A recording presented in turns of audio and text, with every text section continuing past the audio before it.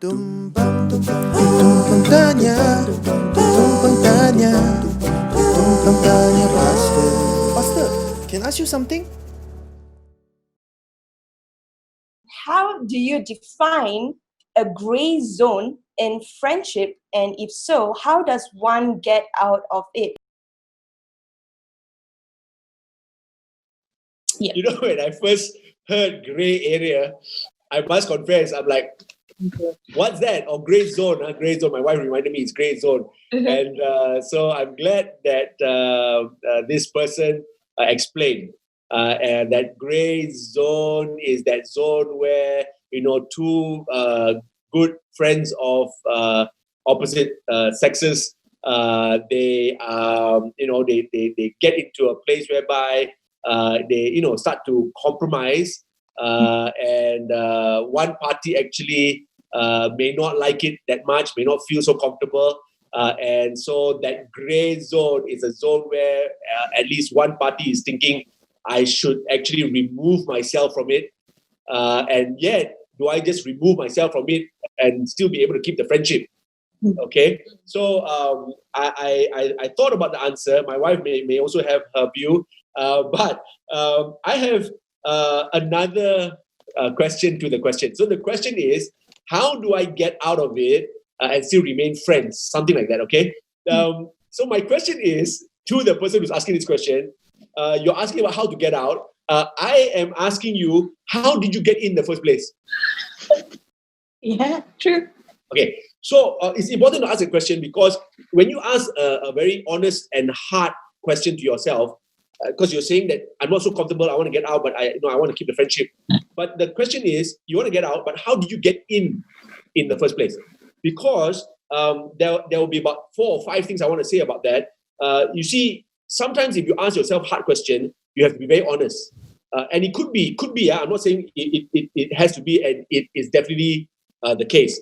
But it could be, number one, that you actually secretly desired, wanted, some taste of, the guy, stroking your hair, the guy blowing into your ear, I don't know, but we are like, oh, I want to get out, but then you got in. So how did you get in the first place? So if you can answer the question, then you will know how to get out.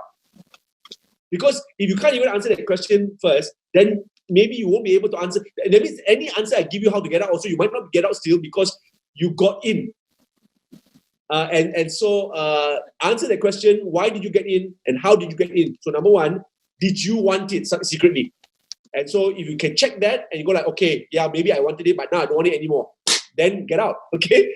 Number two, it could be you played with fire.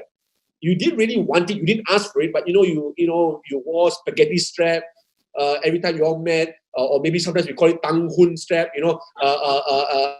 bee hun strap, low cut. I'm not saying that you're asking for it. I'm just saying that guys are like that. Girls, I'm guessing it's a girl who's asking this question, because guys usually won't say I want to get out. Okay, it is the girls who say, oh, maybe I've gone too far. And girls, I'm not saying that your dressing is asking for it, but guys are like that. You got to understand this, okay? This is how guys are made. They're made with the eyes go first. They see, they want. And if they know that the person is willing to give, they take. Guys, so sorry, I don't want to put you all down, but this is the way we made, okay? And there are good parts to that. That when we see, we want, it can also be good. We see, we want more of God. We see, we want more, faith, and we chase after it. So that's also good. But number two, did you play with fire? Did you, cause too much eye candy? All right. So if you answer that question honestly, then you can take that the answer that you ask your own heart, and then know how to get out. Number three, maybe you had no boundaries. You see, girls and guys must have some amount of boundaries. If I had a daughter, I would not allow my daughter to allow the guy into her bedroom. Even if you say, oh, but we are studying only, we're studying each other, yeah. So the boundaries are very important, because again, guys will take signs, you see, because you allow me into your bedroom, and then your bed is just there. Somehow we are on your bed studying. Hello, please, guys. So the thing is that guys, we are worked up like that. We take signs. Sometimes you don't have to say no, girls. Actually, you mean no one, but your actions might say yes. So boundaries. Now, if you're not going to put boundaries, then don't even ask the question, how do I get out? Because you can only get out if you have boundaries. Number 4, you had no knowledge that actually what you were doing was tempting him. You had no knowledge. So now you have knowledge. You're saying, oh my, actually now I'm more knowledgeable. Maybe I went to campus city, I heard something, and go like, oh, now I'm clearer that I shouldn't be doing this. So if you had no knowledge, it got you into it in the first place. Now that you have knowledge, get out lah. Okay. And number 5, maybe you had no self-worth. And a lot of girls suffer from this. When the guy holds my hand, I feel like I'm $1 million. When the guy calls my name, I feel like I'm worth it. And sometimes girls don't feel self-worth, self-value, and so they allow the guy to do whatever he wants so that you can get that value.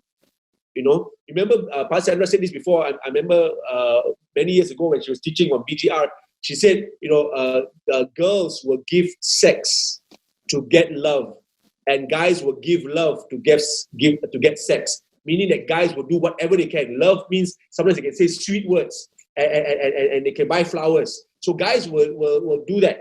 That's how guys were made. So guys give love to get sex. Girls give sex to get love. But that's not actually healthy, both for the guy and the girl. So self-worth is very important, girls. And if you don't have self-worth, it's going to be very hard to get out. I know your question is, how do I get out? But even if I give you all the answers, you won't get out, because you are still wanting that self-worth, okay? So very, very important. Gray zone is not a good zone to be in. Either be in black or white. Gray is like lukewarm water. God will spew you out of his mouth. So don't live in the gray, okay? White or black. Come on, people. You want to get out? Answer the question first. How do you get in? That's my part. Wow, Pastor.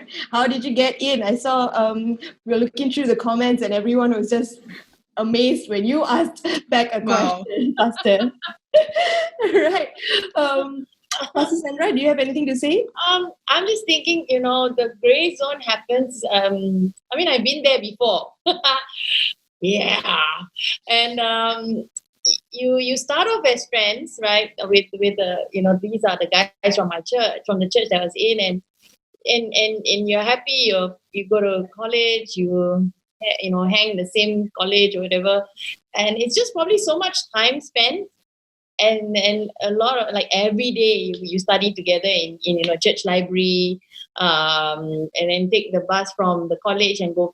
Usually we go to church library to study, and then when you spend more and more time, you kind of like wonder, or maybe one party wonders is this person interested, or other people yang sibuk, kepo chi, those are the people who are around you who will instigate to say that something's going on when maybe there's nothing going on.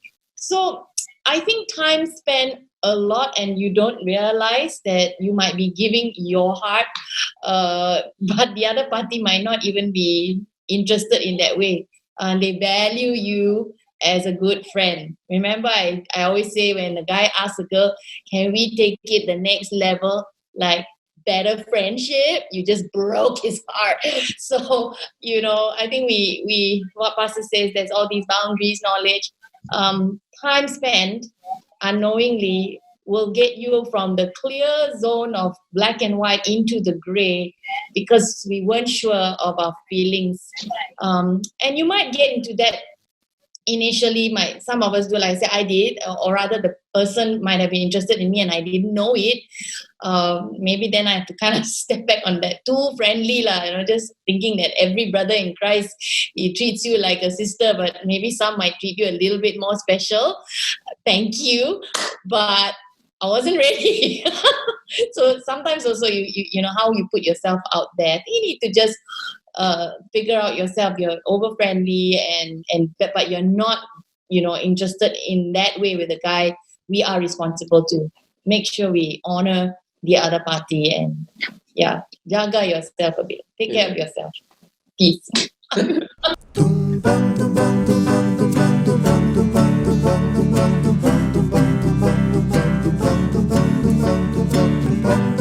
Tumpang